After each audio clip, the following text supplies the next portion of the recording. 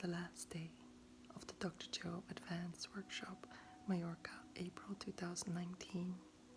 Today was the last lecture about the new normal, and it was a brilliant lecture because for days we were trying to imagine what is he trying to define as the new normal. And I didn't have my notebook with me, but it was, hopefully he'll give a teleclass about it, or a blog.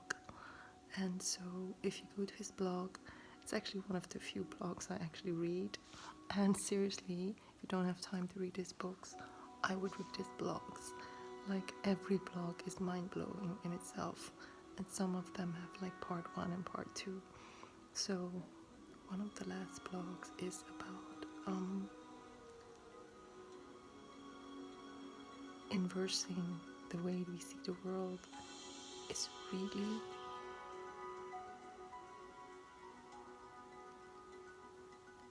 changing the way we see the world from believing that we have to change things matter to matter, to changing it from energy to matter, to seeing things as first emerging in a quantum field as a blueprint and as information and energy breaking down in matter, and that we as vibrational beings, interdimensional beings, can affect the nature of matter through our consciousness and through us connecting to the real mystery of who we are.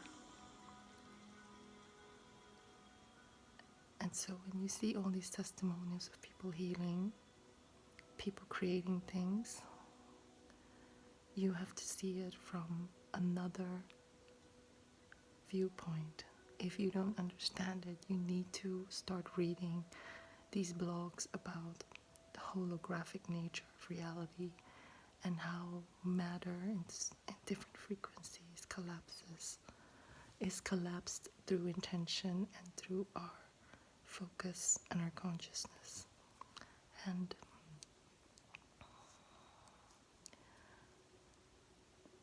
what is so beautiful is that he gives his whole life to not talk about history and not explain things as they are, but he is here to create history. He said today, I'm not here to talk about history, I'm here to create history.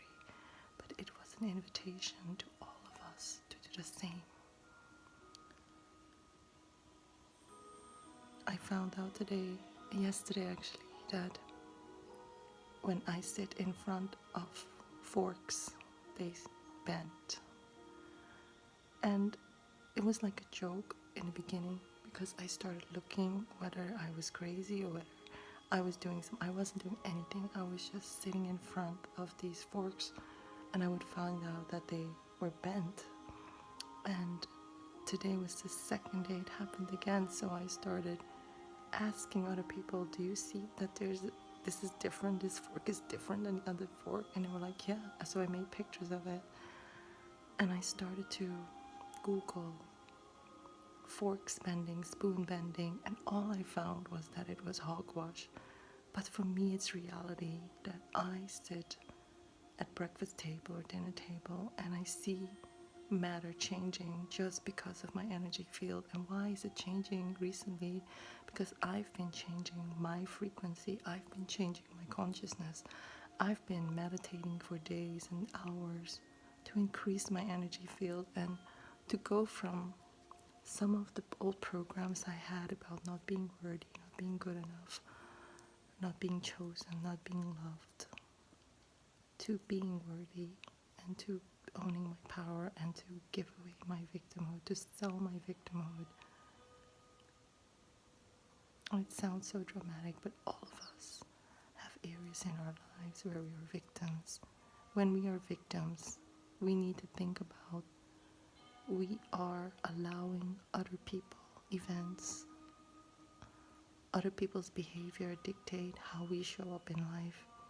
And when we give that power away to that other person or to these other events, we are not in our creatorship. We are not owning our power to determine the outcome of events, irrelevant of how other people show up. And so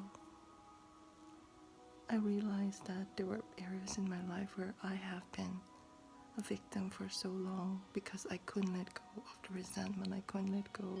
I somehow couldn't shift the fear. And when I came this year, I knew that it wasn't about manifesting a relationship, manifesting money, manifesting success. I had to let go of these areas of my life where I let other people, boyfriends, partners, lovers, determine whether I was valuable or not, whether I was loved or not, whether I was lovable or not. I was no longer going to give the power away. And ever since then, what I notice is that I am not kidding. I have instant manifestations. I think of something, it will show up within a day, within 24 hours. And so it's almost so bizarre that it is true that when you have no resistance, meaning you believe that you are an infinite creator, you believe that you are divine, you believe that you're worthy. When you think of things, the universe just brings them to you, and in such a way that you cannot imagine how it has happened. But it's so playful and so fun and so magical. There's no way that you would want to give this power away to anybody. You wouldn't want to give it away to the queen giving you like some kind of award, or to your husband or your wife giving you all love. No, this is way more important than that. This love for life, this love for your power, this love for your creations, the love for everything that has happened before you realized how powerful you were. You're going to carry that with you as a beautiful, beautiful character trait of gratitude and of wonder about this duality of life.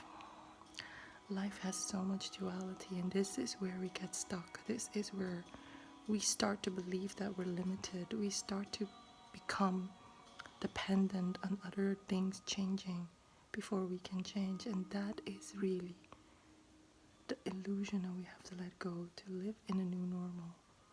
We have to redefine who we are. And when we start questioning who we think we are, when we start looking at all the theories and all the teachings of the mystics, how we are affecting matter, how we are affecting consciousness, and how much we have forgotten, we have to start to study that, and we have to start applying it and see how life shows us different ways. I've only heard of people around us in this retreat manifesting things that were beyond them, like synchronicities, miracles, fun, instant manifestations is the norm here. Meaningful meetings, meaningful encounters, meaningful out of the blue things that happen, they are normal here. And it's not because they are uncommon. It is because we found the formula, we applied the formula of how to stop allowing life to give to us what life wants to give to us. We so often resist what life wants to give to us. We hang on to victimhood, we hang on to all these lower emotions, and we hang on to pain. We hang on to not forgiving people, we hang on to stories, we hang on to limitations, we hang on to justifications for why things are not going to work. We cannot allow these gifts to show up, because even if they would show up, we wouldn't recognize them. And this is why we need to recondition our mind. We need to create a mind map in our neurochemistry, so that when those things that we want, that want us back, when they show up, we recognize them.